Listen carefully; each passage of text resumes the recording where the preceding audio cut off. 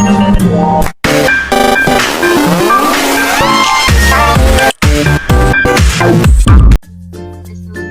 warahmatullahi wabarakatuh. Bagaimana kabarnya hari ini? Sehat?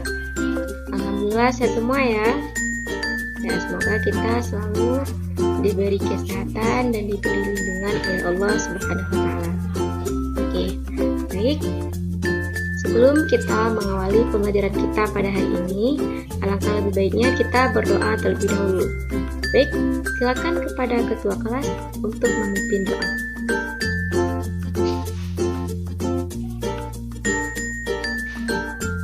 Baik, terima kasih kepada ketua kelas yang telah bersedia untuk memimpin doa. Nah, selanjutnya Ibu absensi terlebih dahulu. Putri Anggraini hadir. Oke. Muhammad Ilham hadir. Ada yang tidak hadir hari ini? Ada. Siapa? Oh, siapa? Nisa. Siapa Nisa? Sakit. Berarti selain Nisa hadir semua ya.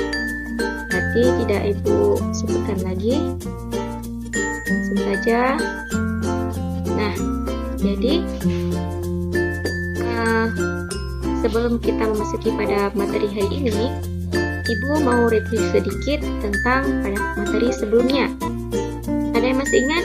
Pada pertemuan sebelumnya kita telah membahas tentang materi apa? Ya, jadi pada pertemuan sebelumnya kita telah membahas materi perubahan entalpi standar. Oke. Apa itu entalpi reaksi? Oke. Jadi entalpi reaksi itu adalah besarnya kalor yang diserap ataupun dibebaskan. Oke. Jadi selanjutnya,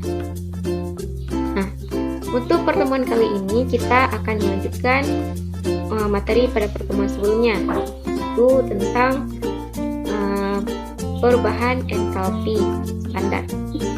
Nah, jadi untuk menghitung nilai perubahan entalpi itu ada 4 cara ya. Yang pertama itu ada dengan cara delta H0F, menggunakan data delta H0F. Yang kedua dengan cara menggunakan data H0S. Yang ketiga dengan cara menggunakan data kalorimetri. Dan yang keempat dengan cara menggunakan delta energi ikatan. Nah, jadi yang kita pelajari pada hari ini yaitu penentuan perubahan entalpi dengan menggunakan data delta H0F ya, yaitu data entalpi pembentukan standar. Nah, baik, selanjutnya Ibu akan membacakan tujuan pembelajaran kita pada hari ini. Nah, tujuan pembelajaran kita pada hari ini, siswa mampu menentukan perubahan entalpi menggunakan data delta H0F ya. Oke, kita lanjutkan. Bagaimana? Sudah siap untuk menerima materi? Siap? Alhamdulillah. Bagaimana semangatnya? Semangat dalam belajar? Oke, jadi sebagaimana yang kita ketahui, kita itu harus semangat dalam belajar. Kenapa? Karena tidak ada orang yang sukses kecuali dengan belajar. Sehingga apa yang kita pelajari itu dapat kita pahami. Oke? Baik.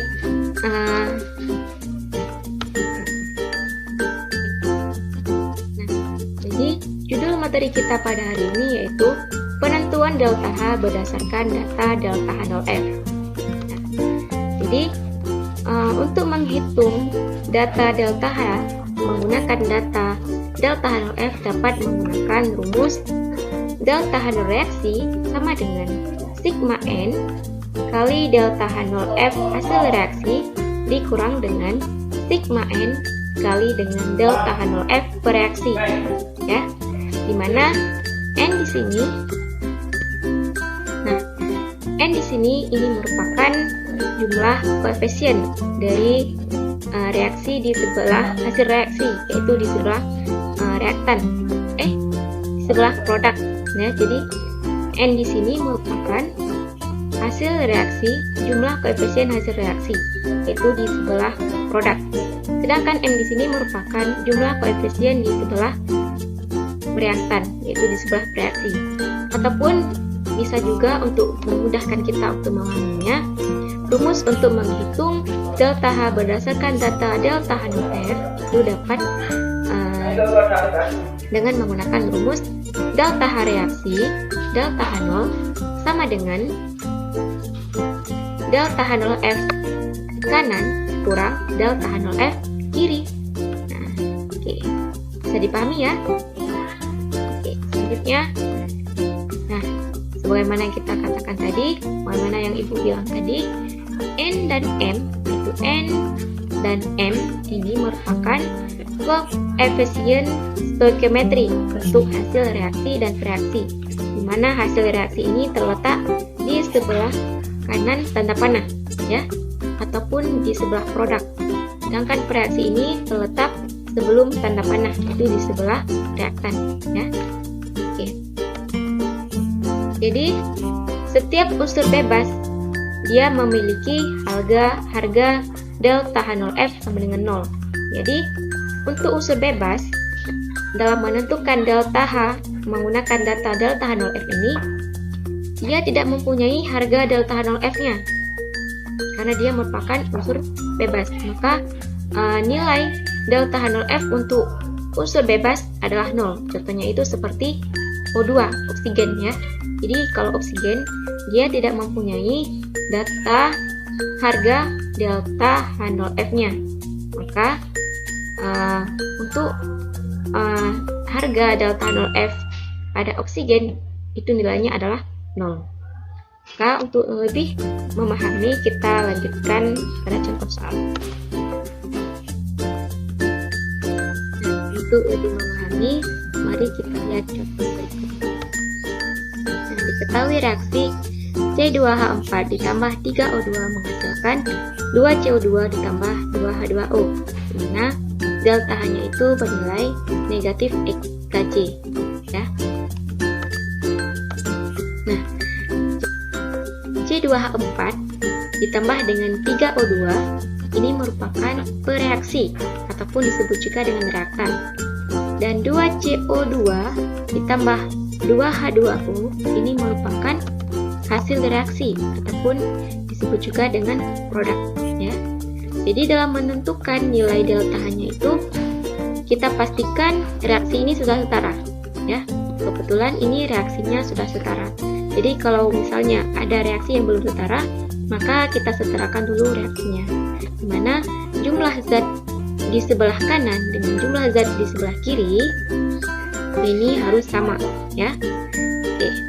Maka untuk menentukan delta H dari reaksi ini, untuk menentukan nilai X ini, kita tetap menggunakan rumus yang tadi, yaitu delta H0 reaksi sama dengan sigma N delta H0F hasil reaksi kurang dengan sigma N delta H0F bereaksi.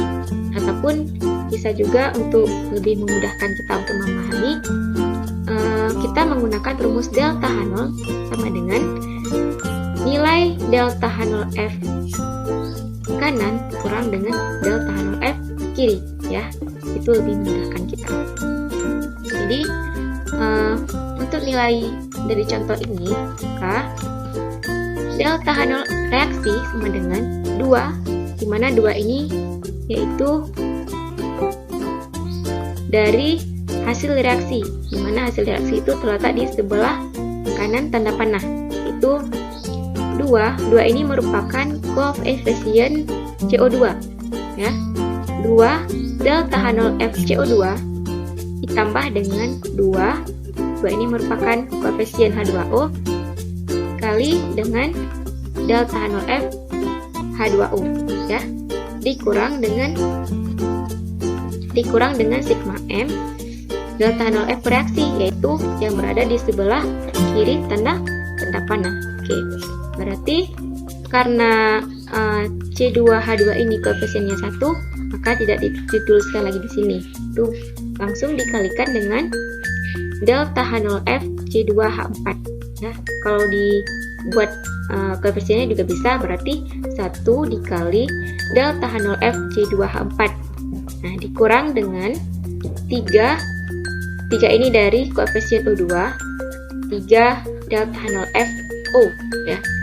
Jadi sebagaimana yang telah Ibu bilang tadi, kalau unsur bebas maka nilai delta H0F-nya itu bernilai 0 ya. Maka O ini merupakan unsur bebas. Jadi dia tidak mempunyai nilai delta H0F-nya. Maka di sini kita kalikan dengan 0. Oke, untuk lebih memahaminya kita lihat slide berikutnya.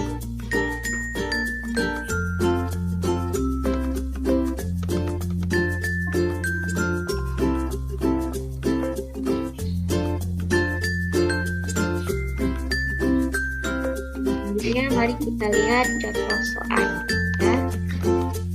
Diketahui delta H0F C2H2 sebesar positif 227 kJ per mol. Delta H0F CO2 sebesar negatif 393 kJ per mol. Delta H0F H2O sebesar negatif 285 kJ per mol. Nah, jadi pertanyaannya, tentukan jumlah kalor yang dibebaskan pada pembakaran C2H2. Kemudian B, tentukan jumlah kalor yang dibebaskan pada pembakaran 0,5 gram. Nah, 0,5 gram gas C2H2, di mana MR dari C2H2 yaitu 26. Oke. Jadi untuk menyelesaikan soal ini, kita menggunakan rumus yang tadi, yaitu delta H0R sama dengan sigma N delta H0F hasil reaksi dikurang dengan sigma M delta H0F bereaksi. Nah, maka rumus untuk mencari molnya yaitu N sama dengan gram per ml.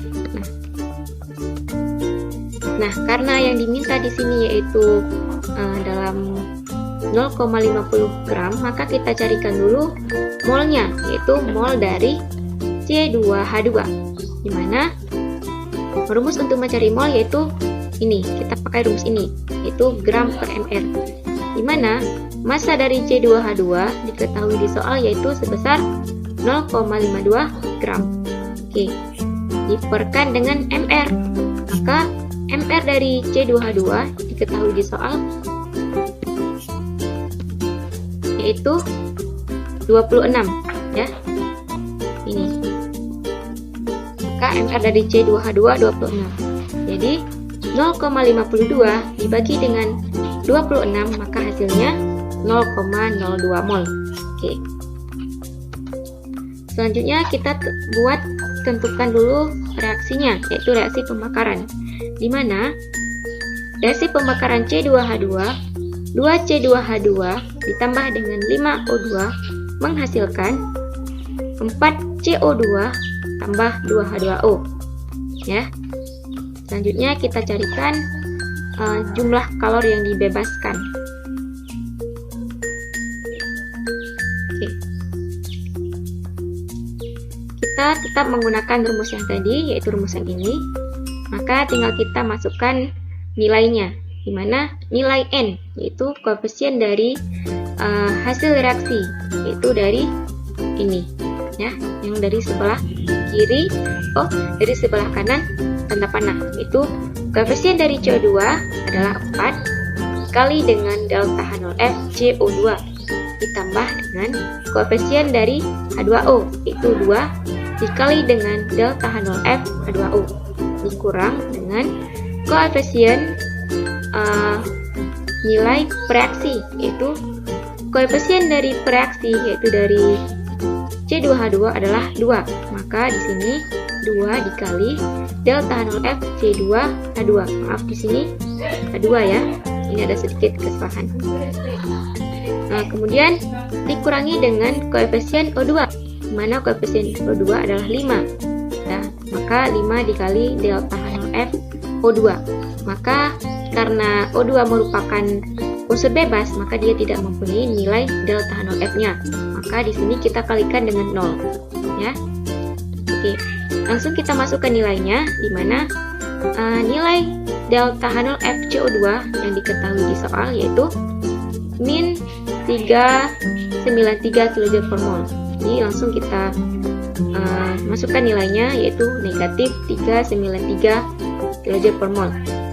Ditambah dengan 2 nilai delta H0F dari H2O yaitu negatif 285 kJ per mol. Maka di sini kita kalikan 2 kali negatif 285 dikurangi dengan 2 delta H0F H2O 2 delta H0F C2H2 yaitu diketahui di soal yaitu positif 227.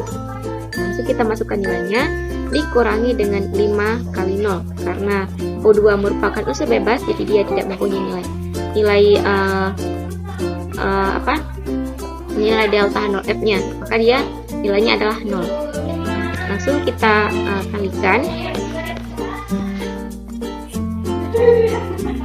Nah, langsung kita kalikan 4 kali min 393 ditambah dengan 2 kali min 285 dikurang 2 kali plus 227 dikurang 5 kali 0. Nah, nilai dari pertambahan ini dikurang dengan nilai dari hasil penguraian ini. Maka hasilnya yaitu negatif 259. Maka hasilnya yaitu negatif 2556 kJ per 2 mol.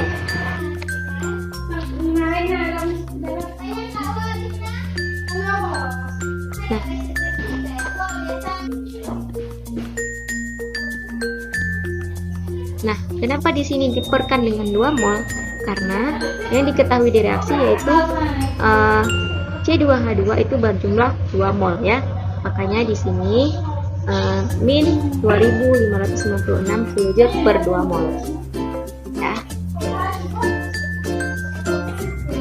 Nah, sedangkan yang diminta di soal yaitu jumlah kalor ketika 0,52 gram. Nah, maka untuk mencarinya, untuk menghitung maka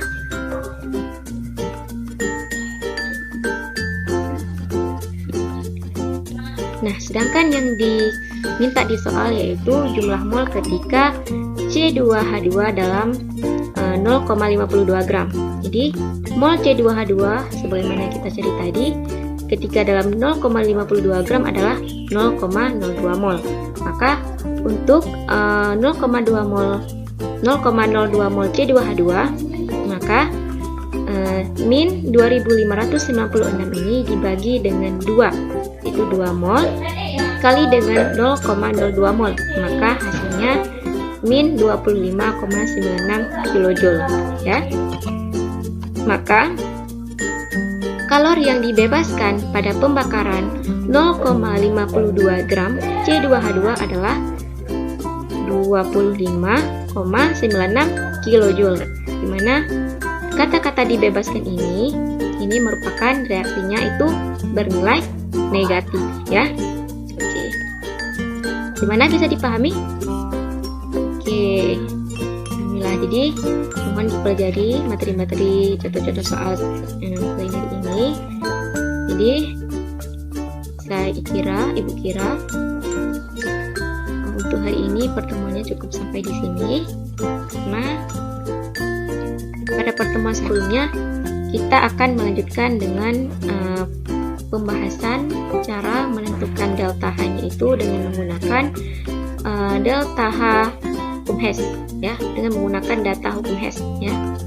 Jadi pesan dari Ibu, jangan lupa belajar di rumah, pelajari materi-materi selanjutnya, dan jangan malas dalam belajar ya, karena kita ketahui ya, sukses itu tidak ada yang instan. Jadi untuk mendapatkan sukses itu tidak gampang ya. Jadi kita harus melalui proses, kita harus belajar sehingga kita bisa mencapai kesuksesan tersebut. Nah, jadi untuk pertemuan hari ini Ibu cukupkan sampai di sini. Ibu akhiri, Assalamualaikum warahmatullahi wabarakatuh.